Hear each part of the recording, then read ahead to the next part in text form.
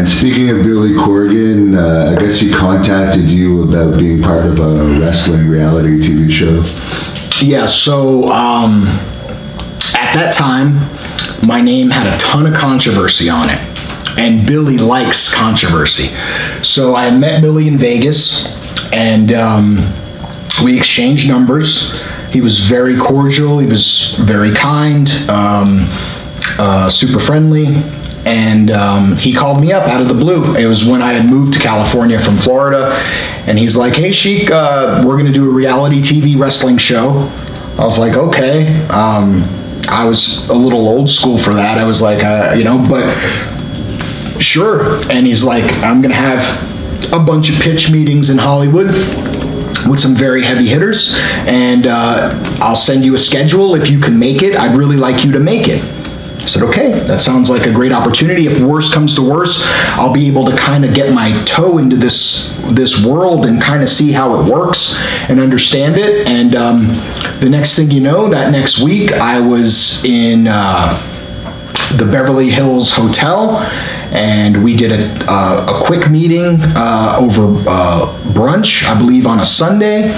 And then Monday, Tuesday, Wednesday, Thursday, we were at FX and the William Morris Agency, and there was stars walking by and in these boardrooms with Hollywood elite and people that make things happen. And Billy would say something, and then I would say something, and then when we'd leave the meeting, he'd tell me, hey, that was really good. I really like the way you phrased that. I really like the way you worded that. And then the next meeting, he would say the same thing, and I was smart enough to know that he was kind of setting me up, and then boom, I'd say what I'd say and do my part in the meeting. We ended up getting picked up. We started this company in Chicago called Resistance Pro. The company was very strange. There was, the booking was very new age. Billy is a lot more traditional now, what he's doing with the NWA belt, and I'm actually a fan of what he's doing. But that stuff, there was some butting heads, not like fights or nothing like that, just like, really, do you think? And like, there were certain directions that I thought were odd, but Billy's more successful than anybody else that was in the room, so I tried to have an open mind and trust it. The company that finally picked it up, I could be wrong, but I think it was the people that did the Real World, not the One Direction, that's a boy band, or it's something, I can't remember.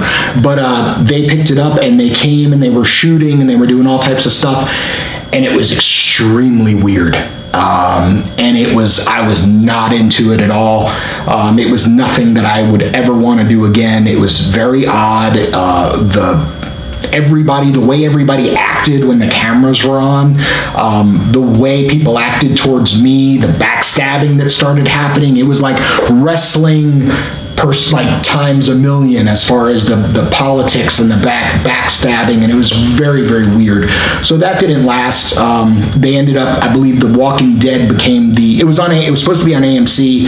The Walking Dead became the biggest thing going, and then AMC dropped all of reality TV, and it got scrapped.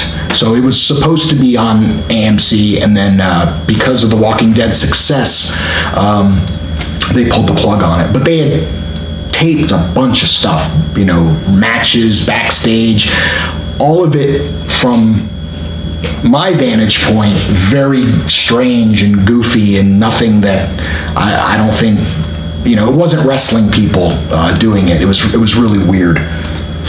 And I appreciate what Billy Corgan is doing for the NWA, but they have a very bland champion now. Yeah, I would agree with their choice of champion. But just finally on Billy Corgan, he's such a big star from Smashing Pumpkins. Was that cool to kind of be on friendly terms with such a big superstar? Yeah, for a good chunk of time, I was very close with Billy. I still am friends with him. Every once in a while we'll talk, but I was staying at his home when I was in Chicago. He'd invite me to every concert. I would go to I'd watch them practice when they were in LA. We'd go eat after. So, you know, and I still see him every once in a while. He's a you know, good friend of mine, but extremely busy. You know, he's kind of got a side gig with that band and all. and they, you know, they just put out a new record.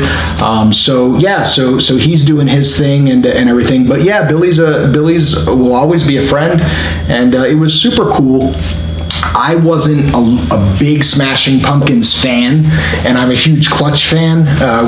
They're my favorite band, so I would always rib Billy. And, you know, like for his birthday, I gave him a Clutch record, and I would always rib Billy about Clutch. And every time he would see me, he'd be like, "Oh God, this Clutch," you know. And he's not a fan, and he would try to turn me on to certain bands that were just musically his taste and my taste differed.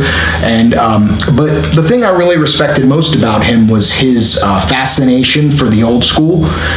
Even though his Resistance Pro booking didn't reflect that, it was very modern, and I think that's because the way he sees the business needing to evolve in his mind. But his respect for the old school, like Billy's got, you know, I don't know if, you know, he'd want me to say this or not, but he's got you know, tons of like old film and old photograph libraries, and you know, just really, really interesting pieces of wrestling history that he's let me look at, like slides of, like, you know, candid shots of wrestling and from like the 30s and 40s and 50s, and really cool stuff. So he respects the business, that's for sure. You can't say he doesn't respect the business. I think it goes, when you have a champion, I think a lot of it is who you can trust, you know. And maybe, you know, Billy has that relationship with Nick that, you know, he could really trust him, or maybe he sees something we don't see, or maybe he has a reasoning behind it. I don't know. I haven't spoken to him in depth about it. Well, if Billy Corgan sees this clip, which will be an individual clip, we would love to interview you sometime.